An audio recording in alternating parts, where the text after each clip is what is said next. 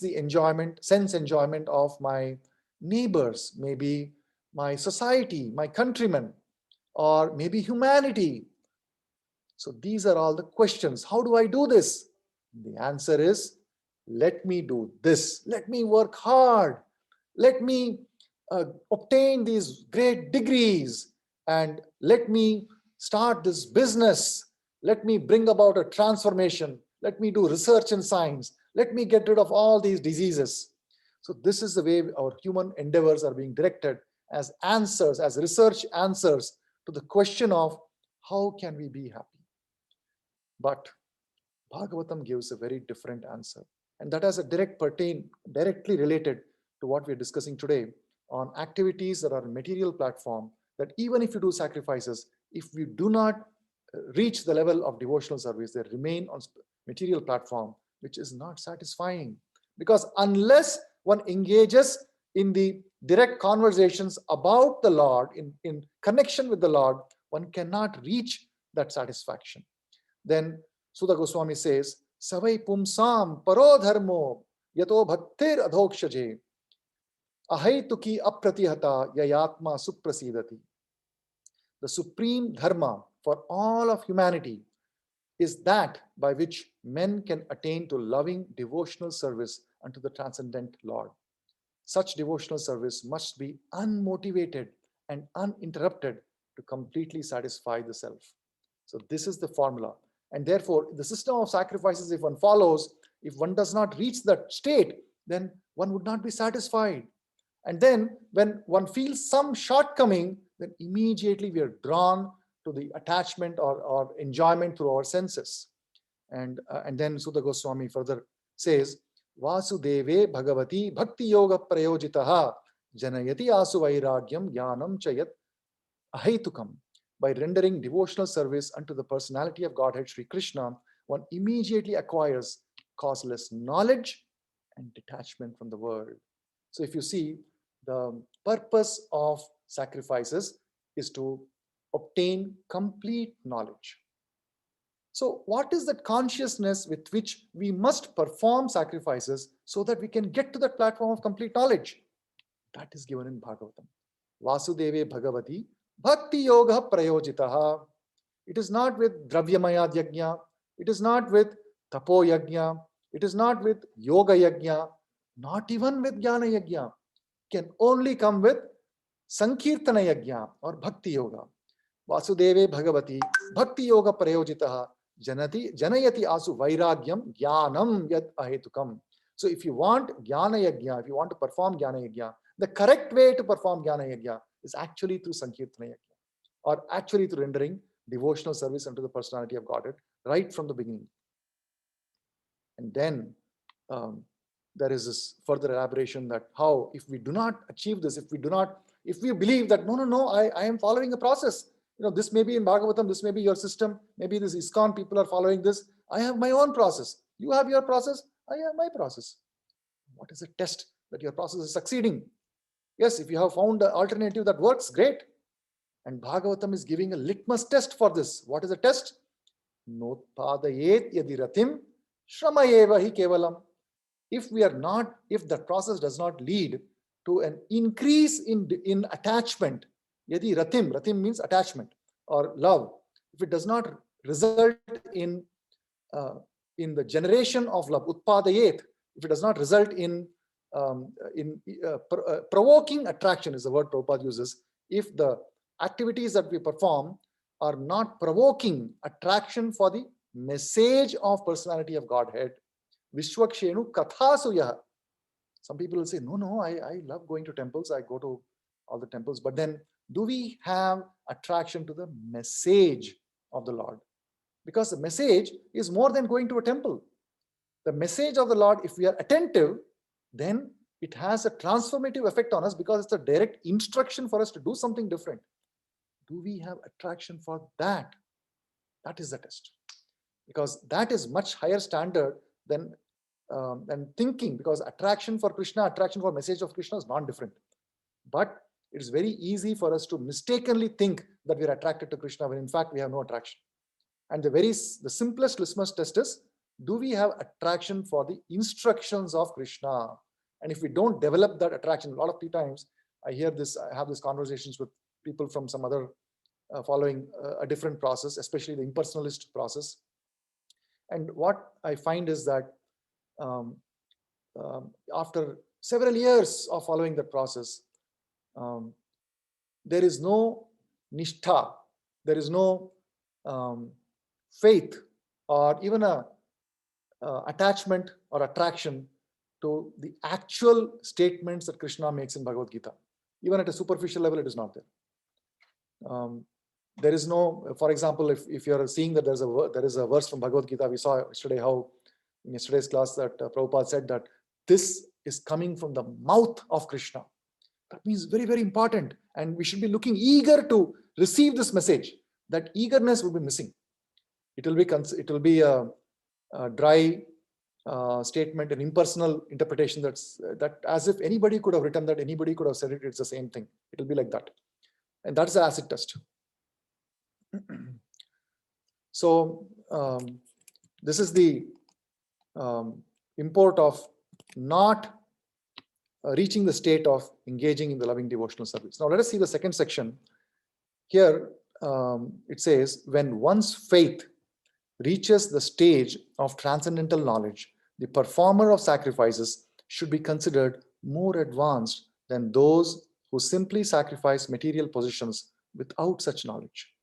Real knowledge culminates in Krishna consciousness, the highest stage of transcendental knowledge. So here we are talking about the impact of somebody having reached that stage of complete knowledge.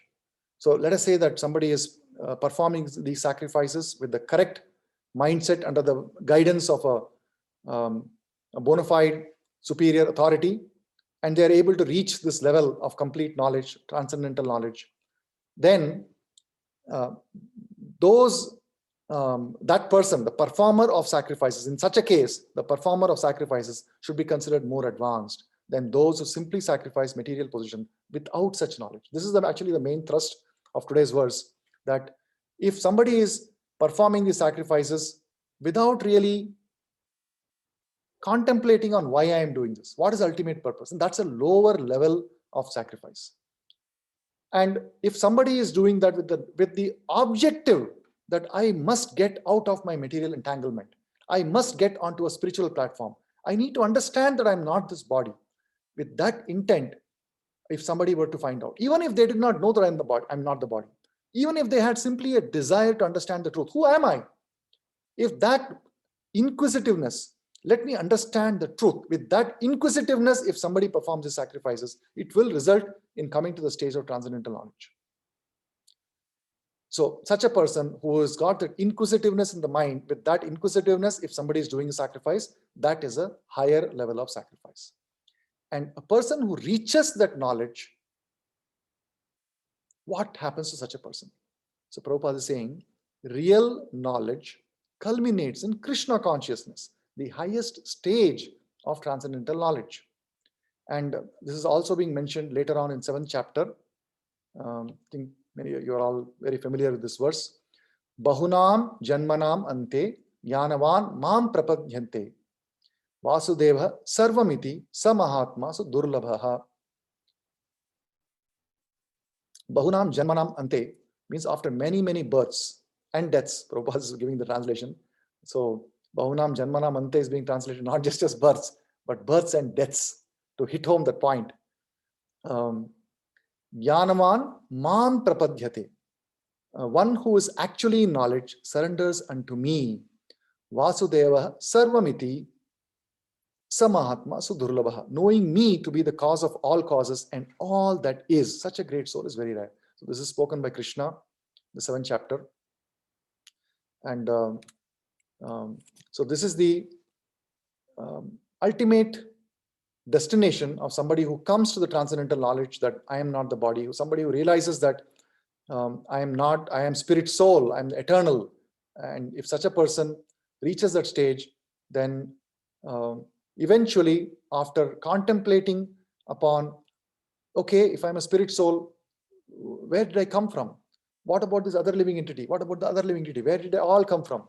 So by contemplating on this, and after several lifetime after lifetime and lifetime of contemplation and research, they come to the point that actually Vasudevam Sarvamiti, that everything is Krishna. There is nothing outside of Krishna. Now, let us look at the fourth section. When, however, they are elevated to the level of transcendental knowledge, all such activities enter onto the spiritual platform. Depending on the differences in consciousness, sacrificial activities are sometimes called karma kanda, fruitive activities, and sometimes jnana kanda, knowledge in the pursuit of truth. It is better when end is knowledge. So here, Prabhupada is talking about all such activities entering into spiritual platform. So when does this happen? This happens when the activities are elevated, when the performer of sacrifices, is elevated to the level of transcendental knowledge. So in such a when such a point is reached, when they're elevated to the level of transcendental knowledge, then what happens? Then all such activities enter into the spiritual platform. And not only that, but depending upon the differences in consciousness, sacrificial activities are sometimes called karma kanda, jnana kanda, etc. And as I said earlier, when your goal, end is knowledge, that is, when you're trying to seek the truth, then that is a better kind of sacrifice, knowledge in pursuit of truth. Now, this situation where our activities are, even though we may be performing the sacrifices as per the prescribed rituals in the Vedic literature, but if we do not have a very strong determination to come to the level of complete knowledge, then we remain on the material platform. This has been described a little bit differently in the 15th chapter. I think you may have seen this, this picture. This represents a tree, and the tree is an inverted tree. And the roots of this tree originate, the original root of the tree can be seen that there is Lord Brahma seated, and from the Brahmaloka or Satyaloka, this tree is coming down, and this tree represents our material atmosphere in which we are. And there are different aspects of this tree. The tree is situated on a water, because the tree is actually, it's an inverted tree, and there is, in real life, there is no inverted tree, right? Real life trees are all straight. So where is this inverted tree coming? Inverted tree comes when there is a reflection seen in water. So let's say there's a tree in a bank, then on the river bank, and you can see that from the other side of the river bank, from the other bank, if you see, in the water, you can see reflection of the tree, and that reflection is inverted. So this is an analogy that is given to illustrate that this material world is a perverted reflection of actual reality, and that actual reality is a spiritual world, whereas this material world is a perverted reflection. It has been described that this tree, urdhva moolam adha shakam ashwatham prahur avyayam chandamti yasya parnani yastam vedasa vedavit. That is, chandamti yasya parnani, the leaves of this tree are chandamsi, Vedas. So the Vedic sacrifices that are there, so the Vedas themselves represent the leaves of this tree. And one who knows this tree, in order for us to truly reach the point of complete knowledge that we are looking for in this, when we say sacrifice must reach transcendental knowledge, to reach that state, we must understand this tree. So therefore, the tree has a relevance, even though the tree is coming in the 15th chapter, it has a relevance here, because the effort is to get out of this material consciousness. One has to, but we are surrounded by material atmosphere. We need to understand this tree.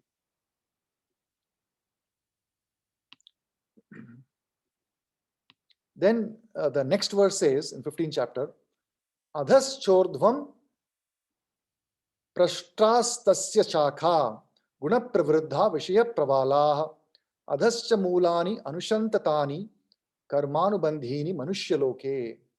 So here, guna pravriddha vishaya pravala. This tree is nourished by guna, the three modes of material nature. So guna pravriddha means this. Sometimes what happens is we see that in the world, some areas there is a desert, some areas it's lush green trees. So why it is happening? Because some areas are nourished more, some areas are nourished less by the rainwater or other such nutrients, right? So similarly here, this tree also has a nourishment. What is that nourishment? It is the three modes of material nature.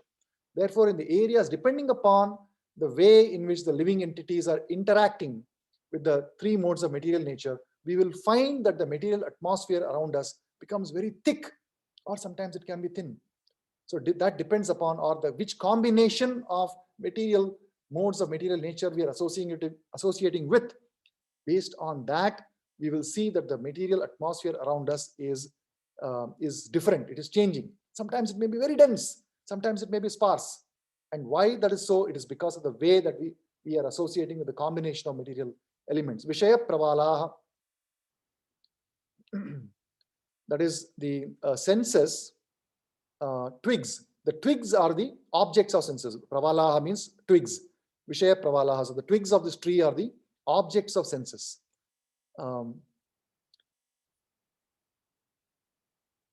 then the next verse, Krishna says, Na rupamashyeha tatopalabhyate nanto nacha nadir nanto nacha adir nacha sampratishtha ashwatham yenam samviruda moolam asanga shastrena dhidena chitva tata padam tat parimargitavyam yasmin gatana nivartanti bhuyah tameva chadyam purusham prapadye yata pravritti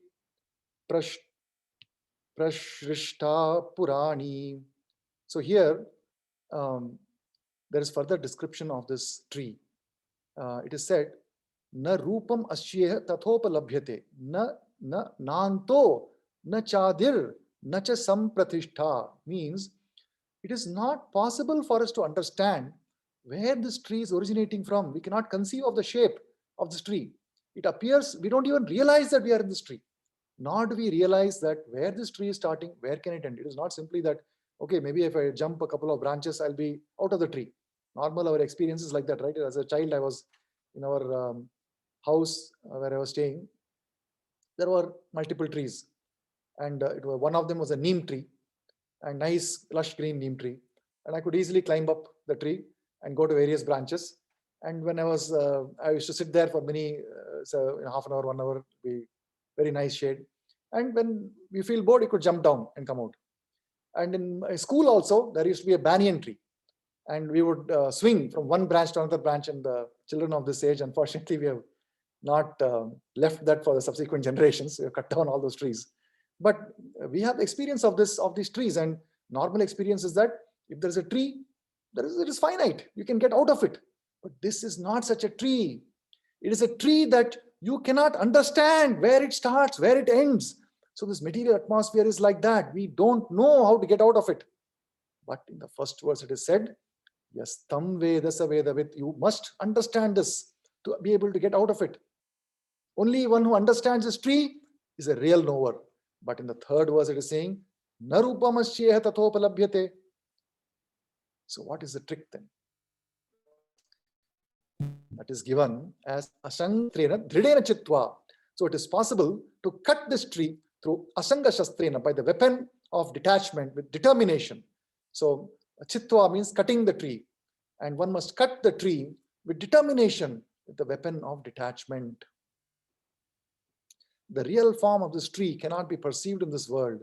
No one can understand where it ends, where it begins, or where its foundation is. But with determination, one must cut down the strongly rooted tree with the weapon of detachment. Thereafter, one must seek that place from which, having gone, one never returns. And there, surrender to that Supreme Personality of Godhead, from whom everything began and from whom everything has extended since time immemorial. So this is the analogy of the tree, of the material atmosphere that we are in. And the very interesting part about this tree is, Prabhupada notes in the purport, that the fruits of this tree, they represent the fruitive results of the activities of the living entity. So as a living entity is performing fruitive activities, what happens is that there are fruits because they are the results of the fruitive activity. So the living entity now begins to enjoy those fruits and settles down on the branch. Living entity does not have any desire to get out of the tree. The tree looks very comfortable. And even if one gets bored with that branch, the living entity simply goes from one branch to another branch to another branch. And like this, sometimes he goes to the upper portion of the tree. Sometimes the living entity goes to the lower portions of the tree. It is described that the upper portions of the tree, they house higher species of life like Gandharvas, Devatas. And the lower portion of the tree, it houses the animals, lower species of living entities. And the human species, they stay in the middle of this tree. But what is the human being doing? They're simply engaged in fruitive activities. The Chandamsi Yasya Parnani, engaging in these ritualistic sacrifices that have been offered in the Vedas as a means of advancing to complete knowledge, but instead of acting with determination, with the weapon of detachment, instead of doing that, the living entity becomes conditioned to enjoy the fruit of such materialistic activities. Because in absence of that drive for finding the truth, if there is no inner desire, inner drive to understand the truth, then that activity simply remains on the material mundane platform, and this living entity goes from branch to branch to branch and not able to get out. There is one wonderful lecture by Srila Prabhupada, a small snippet of that. Let me just play that. It's 7 minutes, and then we'll stop after that.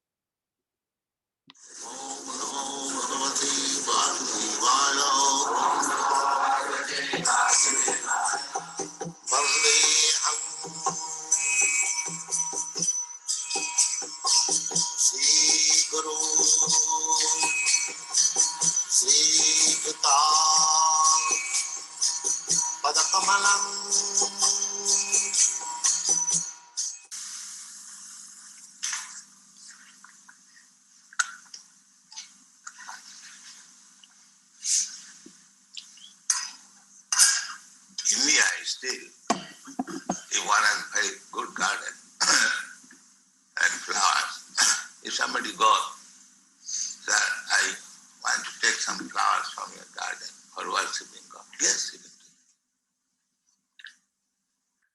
They'll be very glad.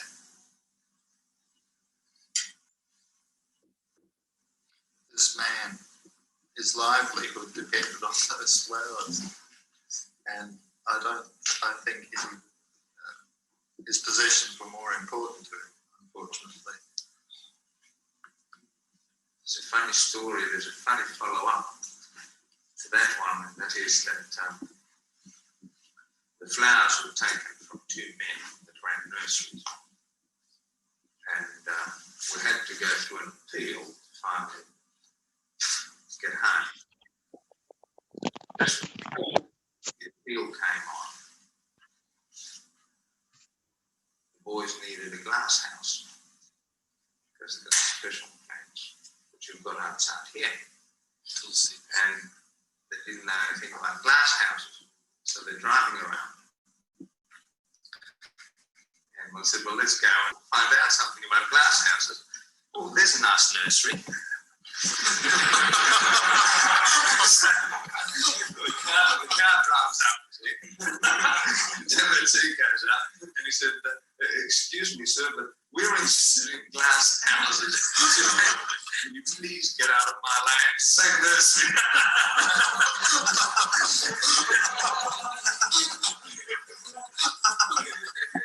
There are 200 nurseries around the area. He picked that particular one.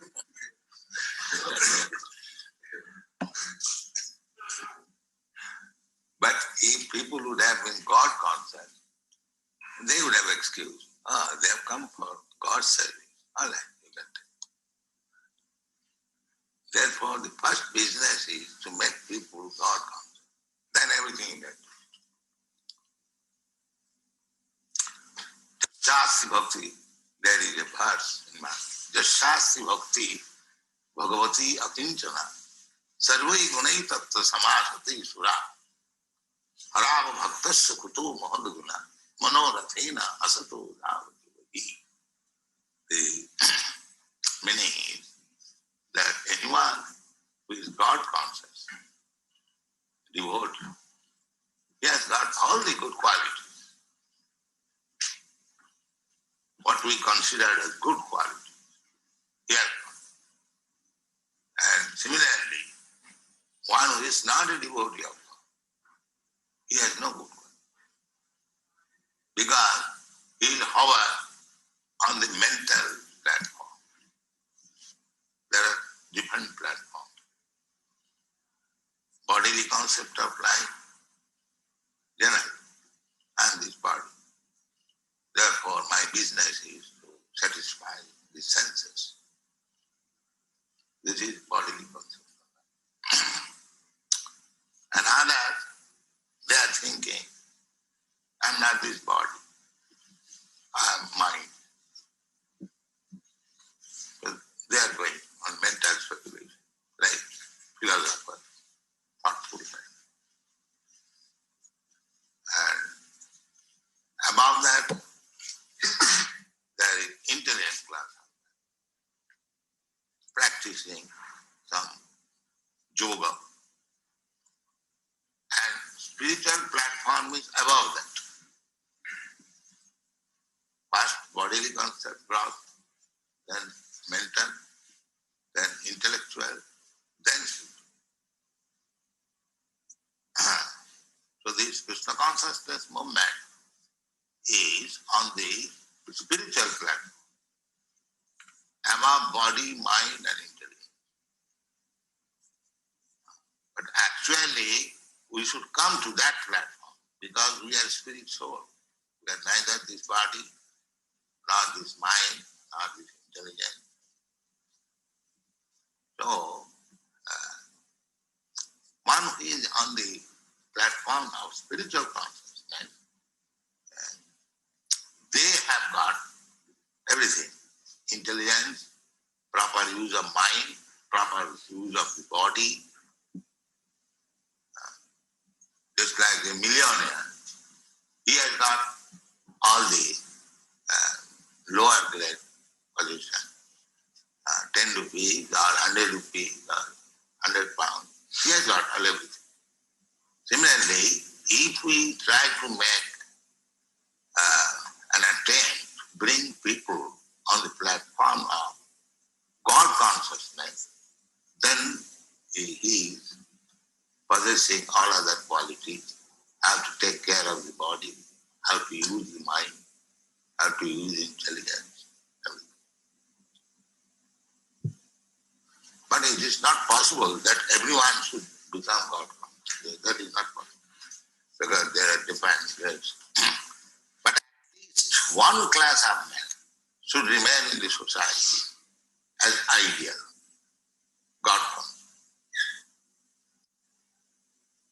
Just like for our usual life, we require lawyers, we require engineers, we require medical practitioners, we require so many. Similarly, in the society, there must be a class of men who are fully God conscious, an ideal. That is necessary.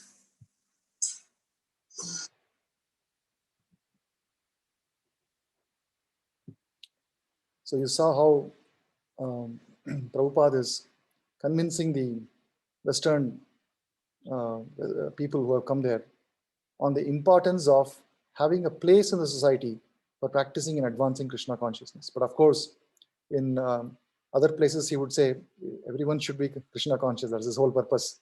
But just to break it to this Westerners a little bit gently, he's saying that only one section of the people can be Krishna conscious. That is okay. Our goal should be that we should belong to that class of men who are ideal examples of God consciousness. So with this, I'll just pause here for any questions, comments.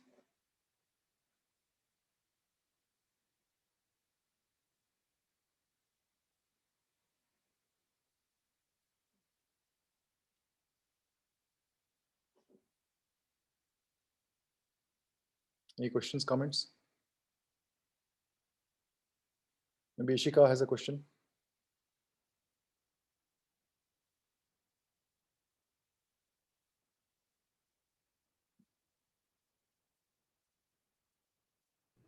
I don't have any questions. No questions? Okay.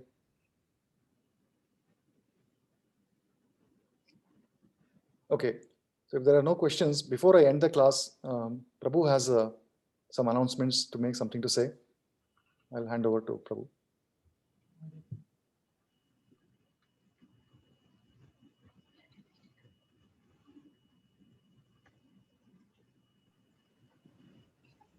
Hare Krishna. Am I audible? Hare Krishna, Prabhuji. Hare Krishna. Hare Krishna, Prabhu. Hare Krishna. So this announcement is regarding our festival, which we just celebrated, Gaura Purnima, on 28th of March on Sunday. Such an auspicious day and such a great festival. 500 years back, Krishna, when he came as Chaitanya Mahaprabhu, as the most merciful incarnation, he just opened the floodgate to access this Krishna Prema, to give access of this Krishna Prema to anyone and everyone. And Prabhupada, when he came, he also distributed this far and wide. So I think most of you were present in person, some of you were not present, but you attended virtually. So we have made a festival glimpses of the festival, and I wanted to share it with all of you before we put it in YouTube. So if you want to take a minute and call your family members who are either asleep or away, please do so that you can watch it together. To put this together, it takes some time. It's not easy to get the right clips, videos, and photos with the right background music. So I want all of you to enjoy, sit back and relax and enjoy, but then you can call your family members if they're not there and you can watch it together. So I give about 30 seconds, you can call if they're somewhere away, and then we will show this. And it's just amazing that, we could be part of this Chaitanya's movement, or we could celebrate Gaur Purnima. And I want to thank all the volunteers and the devotees who could come and attend. So watch this video. We'll wait for 30 seconds. So you call whomever you want to.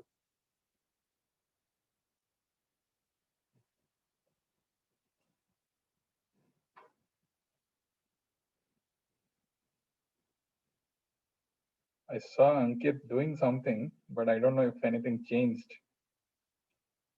I'm just calling my wife, Prabhuji, just to.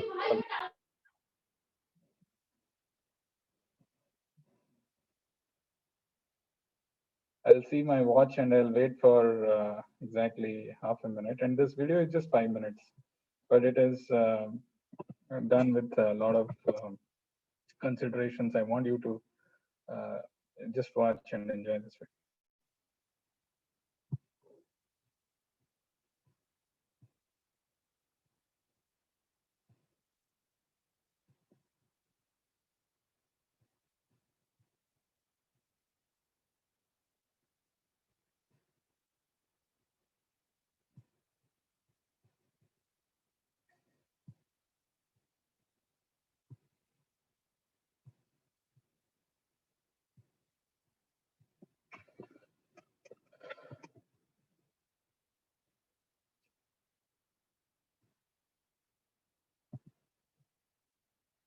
So have you all got your family members? Are you all ready? Yes, Prabhuji. Okay, all right. So I'm just starting this.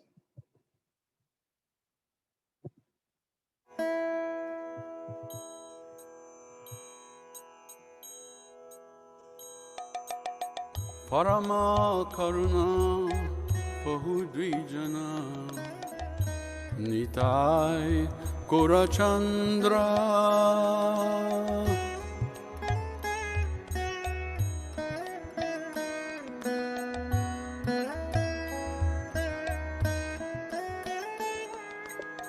Parama Karuna Bahudvijana Nitai Gorachandra.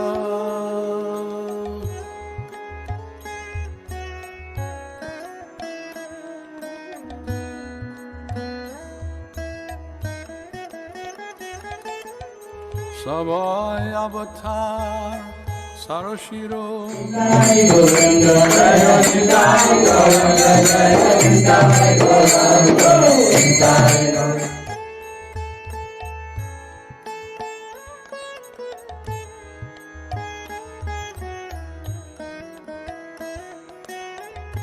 Savai Avatar Sarashiro Mani Kevalayananda Kanda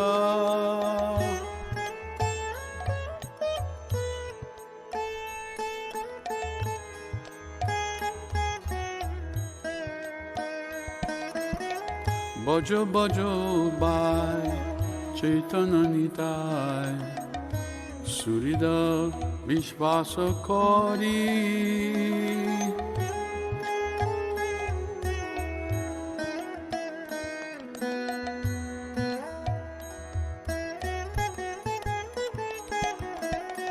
Bajo Bajo Bai Chaitanya Nitai Surida Vishvasa Kori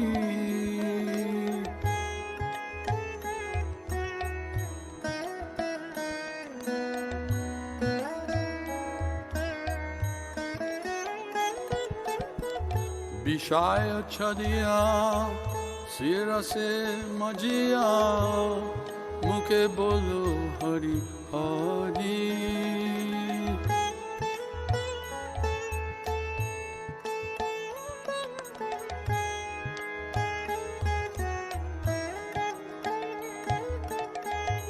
Vishaya Chadiya Sirase Majia Mukhe Bolo Hari Hari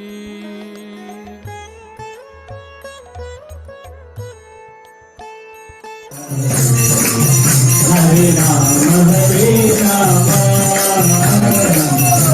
Hare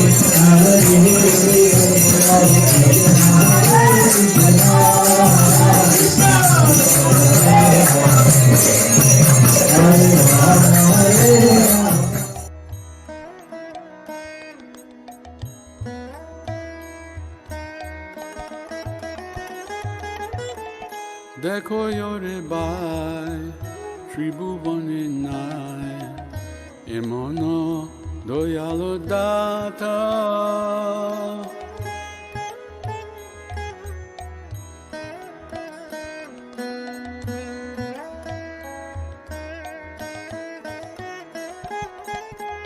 Pashu Paki Jure Pashana Vidare Shuni Jara Gunagata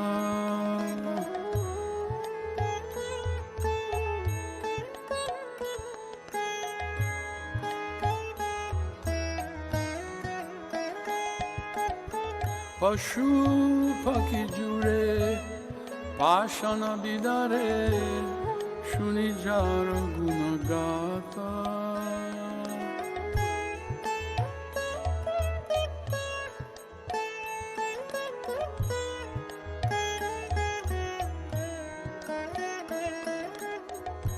Sansare Majia Rohili Poria Se pode no hilo achar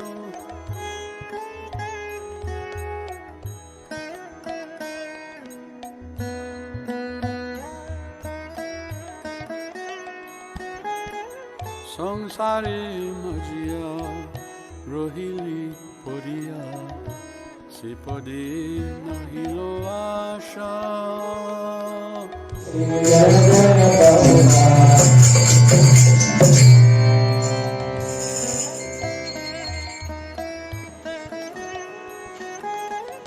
Apana Karama Unjai Shamana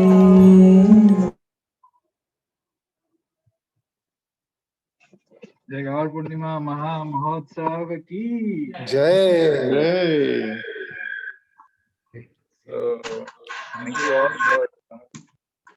And attending the festival, and now we have Ram Navami coming up. Yeah, actually, there's a lot of people who get involved in this and get the recipient, become the recipient of Chaitanya's mercy. Even though you are not able to join physically and you are able to join virtually, that itself is also a great fortune. So as Chaitanya Mahaprabhu says, it is our responsibility and onus to share this far and wide. So share this video, share with other people, share the wonderful gift of Krishna consciousness, and not just make your life successful and sublime, but also help other, achieve the perfection in their life. Over to you, Prabhu. Shri Shri Gaur पूर्णिमा महोत्सव की, श्री राम नवमी महा महोत्सव की, धाम यात्रा की. Please repeat after me. Hare Krishna, Hare Krishna, Hare Krishna, Hare Krishna, Krishna Krishna, Hare Hare, Krishna Krishna, Hare Hare, Hare Rama, Hare Rama, Hare Rama Rama, Hare Hare. Rama, Hare Shrimad Bhagavad Gita की, जगत Jai, Prabhupada की Jai, प्रेमानंदे. Hare Bol. Hare Krishna.